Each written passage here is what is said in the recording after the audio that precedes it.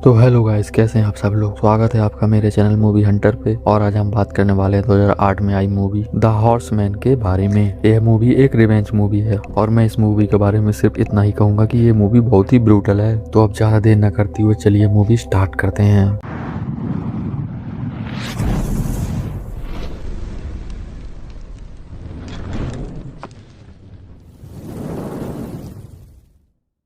Movie के start में देखते हैं हम एक पेस्ट कंट्रोलर को जिसका नाम है क्रिश्चियन। वो एक आदमी के घर पहुंचा और पहुंचते ही उसे बुरी तरह पीटने लगा। यह सब समझने के लिए पहले हमें बैक स्टोरी जाननी होगी। तो क्रिश्चियन एक सीधा साधा आदमी है जो कि मेहनत करके कमाकर अपना फैमिली का पेट चला रहा है, जिसमें सिर्फ ये और उसकी बेटी जैसी थी। लेकिन कुछ टाइम पहले जैसी की डेथ हो गई और डेथ भी नॉर्मल नहीं थी। उसे भारी ड्रग्स देकर और उसके बाद उसे मारकर फेंक दिया गया। अब तक यह भी पता नहीं चल पाया कि उसे किसने और क्यों मारा। पुलिस भी यह केस बंद कर चुकी है, लेकिन क्रिश्चियन को इंसाफ चाहिए, इसलिए वो खुद ही काम पर लगा हुआ है। वो एक एक करके उन सबको ढूंढकर मार रहा है जो उसकी बेटी को अब्यूज करने में शामिल थे। यहाँ पर ये पहुंचा है क्योंकि जैसी की वीडियो की कॉपी इस आदमी के पास है। अब सारी कॉपी उसने तोड़ दी और साथ में उसका मुंह भी। क्रिश्चियन उससे बाकियों के बारे में पूछता है, लेकिन वो तो कुछ नहीं बताता। तो वो उसका सामान तोड़ना शुरू करता है उसका मुंह खुलवाने के लिए। यह देखकर वो आदमी नाम लेता है फिन का, जो कि पूरे बिजनेस को चलाता है। लेकिन क्रिश्चियन ये नाम सुनकर हैरान नहीं था क्योंकि वो फिन से तो पहले ही मिल लिया, तभी तो यहाँ तक पहुँचा। अब उसके पास सिर्फ टेप्स हैं और इसके अलावा इसने कुछ भी नहीं किया। लेकिन कैसे न कैसे यह भी शामिल है, इसलिए क्रिश्चियन इसे भी नहीं छोड़ने वाला। उसकी टांग तोड़कर वो पूरे घर में आग लगा देता है और यह सीन बहुत ही बैडएस है। खैर, उसे मारने के बाद कपड़े चेंज करके वो जाता है एक रेस्टोरेंट में, जहाँ पर उसके पास एक एलिस नाम की लड़की आती है लिफ्ट मांगने। दोनों का रास्ता सेम ही था, फिर भी क्रिश्चियन उसे मना कर देता है क्योंकि वो जा रहा है किसी और को मारने। वो अपने रास्ते जा रहा था, लेकिन रात का टाइम देखकर उसका मन बदल जाता है और वो एलिस को कार में बैठा लेता है। एलिस बताती है कि वो किसी फ्रेंड के घर जा रही है, जबकि साफ पता चल रहा है कि ये घर से भागकर आई है। उसने कुछ खाया भी नहीं था, इसलिए क्रिश्चियन अपना खाना उसके साथ शेयर करता है। वहाँ जैसी की फोटो थी जिसे देखकर वो सवाल पूछती है और यहाँ हम आ जाते हैं पास्ट में। क्रिश्चियन उसे सब कुछ बता रहा है। एक दिन उसे पुलिस ने बुलाकर उसकी बेटी की डेड बॉडी दिखाई और बताया कि ये रोड पर पड़ी मिली। क्रिश्चियन एकदम सुन्न हो गया था। वो समझ नहीं पा रहा था कि क्या रिएक्ट करे, क्योंकि इस दुनिया में उसका कोई भी नहीं बचा। ऑफिसर ने बताया कि जैसी की बॉडी में 3 तरह के नशे पाए गए और साथ में सीमन भी। यह सुनकर क्रिश्चियन को साफ हो गया कि किसी ने रेप करके उसकी बेटी को मार डाला। लेकिन अफसर बताता है कि उसकी डेथ अपने आप हुई है। वो कमर के बल रोड पर लेटी हुई थी और उसे जरा भी होश नहीं था। उसे उल्टी आई होगी जो कि उसके एयरवेज में फंस गई और दम घुटने की वजह से उसकी मौत हो गई। लेकिन मामला इतना सिंपल भी नहीं है। किसी ने उसके फोन से एम्बुलेंस को कॉल किया था, यानी कि कोई उसके साथ था। पुलिस तो कुछ भी पता नहीं लगा पाई, इसलिए क्रिश्चियन एक एक दिन मर मर के जी रहा था। उसने अपनी जवान बेटी का भरा पूरा रूम खाली किया। एक एक चीजें उसे खा रही थी। वो डेली खुद को कोस रहा था। तब एक दिन उसके पास एक पार्सल आता है जिसमें जैसे की टेप थी और साथ में एड्रेस भी। उसे देखकर आइडिया हुआ कि असल में हुआ क्या था। इनके घर में पैसों की कमी थी क्योंकि वह बहुत ज्यादा नहीं कमा रहा था, तो मजबूरी में जैसी को पॉर्न फिल्म में काम करना पड़ा क्योंकि ये सब वहाँ पर लीगल है। इतनी बात तो वो समझ गया था, लेकिन आगे क्या हुआ वो भी पता लगाना था। इसलिए वो वेयर हाउस गया जहाँ मूवीज को स्टॉक में रखा जाता है। वहाँ पर उस टेप की 231 कॉपीज थी और सारी की सारी वो बाय कर लेता है। वहीं से उसे फिन के बारे में पता चला था, जो कि उनका प्रोड्यूसर है। उसका एड्रेस लेने के बाद उसने मैनेजर को मार डाला और यहीं से उसका रिवेंज स्टार्ट हुआ था। इसके बाद उन सारी कॉपीज को उसने जला दिया और जो बच गई थी उन्हें जलाया था मूवी की शुरुआत में। इसके बाद वो पूरा टूल बॉक्स लेकर पहुंचा फिन के पास उससे पूछताछ करने के लिए, क्योंकि मेन आदमी वही है। वो उन सब एक्टर्स के बारे में पूछता है जो उस टेप में जैसी के साथ थे और यही मेन सवाल है क्योंकि मेन 3 आदमी हैं, जबकि रिपोर्ट में बताया है कि इसमें 4 आदमी इन्वॉल्व हैं। फिन बताता है कि जैसी खुद ही उनके पास आई थी और वो पहले से ही नशे में थी। फिन तो ये भी नहीं जानता कि जैसी मर गई। वो कहता है कि यहाँ से तो वो सही सलामत गई थी। अगर हम अपनी एक्ट्रेस का मर्डर करते तो हमारी कंपनी कब की बंद हो जाती। किसी ने उसके साथ कुछ गलत नहीं किया, हर किसी ने अपना काम किया और सबको काम के पैसे मिले। फिन ने सब कुछ साफ साफ बता दिया, लेकिन एक्टर्स के नाम वो नहीं बता रहा था। तब उसका मुंह खुलवाने के लिए क्रिश्चियन उतर आता है टॉर्चर पर। काफी दर्द झेलने के बाद आखिर वो अपना मुंह खोल देता है। वो बताता है कि एक्टर थे पॉल,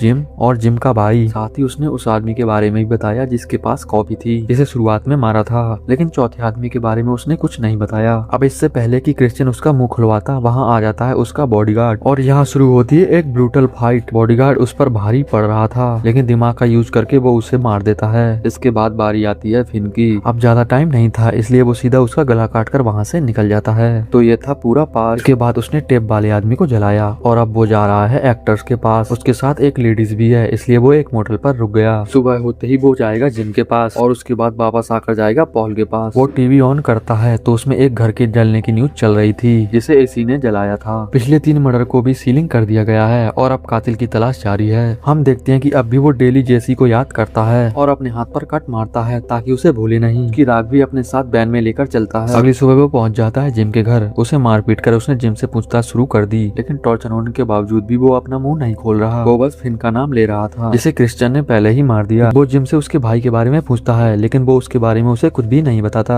तो बीच में आ जाती है उसकी वाइफ आयरन और वो बताती है कि उसका भाई कुछ ही देर में वहाँ आने वाला है। वो क्रिश्चियन की साइड ले रही थी क्योंकि वो जानती है कि उसकी बेटी के साथ गलत हुआ। आयरन ने ही वो पार्सल भेजा था जिसमें वो टेप थी, क्योंकि ये चाहती है कि क्रिश्चियन को सच पता लगे और वो कुछ कर पाए। वो चाहती है कि क्रिश्चियन जिम और उसके भाई दोनों को जान से मार दे, क्योंकि वो दोनों ही बुरे लोग हैं। खैर जिम का भाई भी वहाँ पर आ जाता है, इसलिए क्रिश्चियन आयरन को वहाँ से भेज देता है, क्योंकि अब वो इन दोनों भाइयों को जान से मारेगा। एक हैमर से वो जिम को मारने वाला था, तभी उसका भाई उस पर अटैक कर देता है और यहाँ शुरू होती है एक और फाइट। हर एक फाइट मूवी में एकदम रियल और ब्रूटल है। खैर फाइट की वजह से जिम से पहले नंबर लग गया उसके भाई का। उसका हेड क्रश करने के बाद वो जिम को भी मारकर वहाँ से निकल जाता है और वापस जाकर एलिस को पिक करके पहुँच जाता है गैस स्टेशन पर, जहाँ उसका फ्रेंड उसे लेने आ गया। वो उसे अपना नंबर देता है। इसके बाद वो भी चली जाती है अपने फ्रेंड के साथ। वो भी आगे बढ़कर पहुंच गया पॉल के घर और यहाँ पॉल से पूछताछ शुरू हो गई। वो बताता है कि मैं तो वहाँ से जल्दी निकल गया था क्योंकि वो सब मुझे पसंद नहीं आ रहा था। वहाँ शराब पिलाई जा रही थी और साथ में फिन जैसी को कोकीन भी दे रहा था, यानी कि 2 नशे तो फिन ने उसे करवाए थे, लेकिन तीसरे का क्या?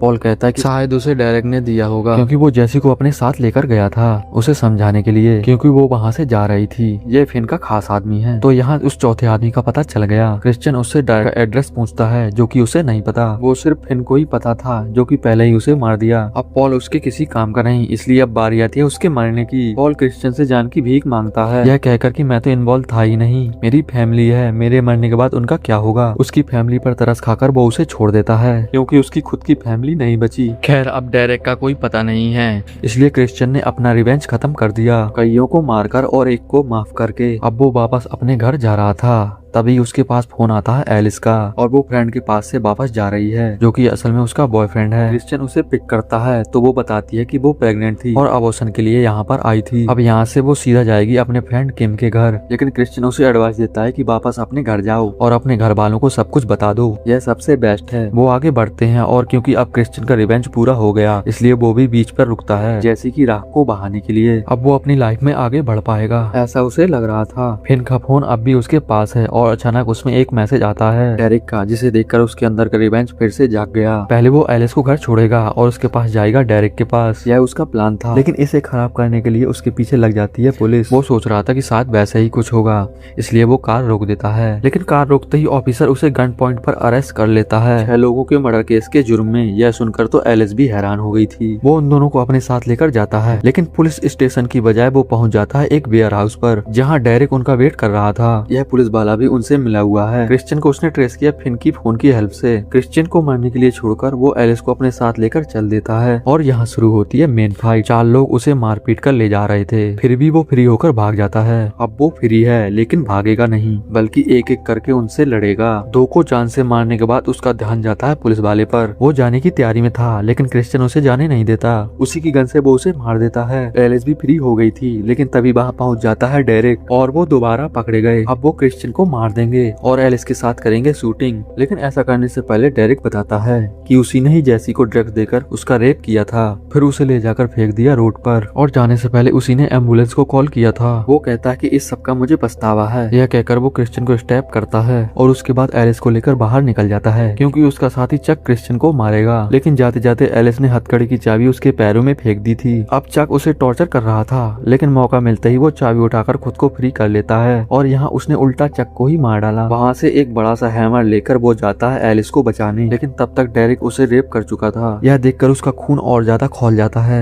इसलिए पहले वो मारता है उसके कस्टमर को जो एलिस की टेप लेकर जा रहा था। इसके बाद वो सीधा डेरिक पर अटैक करके उसकी टांग तोड़ देता है और इस फाइनल फाइट में बहुत ज्यादा स्ट्रगल और पिटाई के बाद वो दोनों ही बेहाल हो चुके थे। डेरिक अपनी गन उठाकर उसे शूट करने वाला था, लेकिन सही टाइम पर हैमर उठाकर वो उसे मार देता है और यहाँ पर फाइनली उसका रिवेंज पूरा हुआ और उसने एलिस की जान भी बचा ली। वो बड़ी खुशी के साथ जेल में जाएगा और इसी के साथ मूवी हो जाती है खत्म। तो मूवी काफी सही है और इसमें जितने भी फाइट के सीन थे वो काफी रियल लगते हैं, क्योंकि इसमें वॉयलेंस बहुत ज्यादा है। लेकिन अगर रिवेंज की फिल्म में वॉयलेंस नहीं होगा तो फिर किस में होगा? अगर कोई बदला लेगा तो प्यार से तो लेगा नहीं, लेकिन फिर भी इसमें कुछ ज्यादा दिखाया गया है। तो अब बताइए आपको मूवी कैसी लगी? वीडियो पसंद आई हो तो वीडियो को लाइक कर देना और चैनल को सब्सक्राइब करके बेल आइकन भी दबा देना, ताकि मुझे ऐसे ही वीडियो बनाने की मोटिवेशन मिलती रहे और आपको वीडियोस की नोटिफिकेशन। और मैं मिलता हूँ आपसे अगली वीडियो में, तब तक के लिए सबको बाय।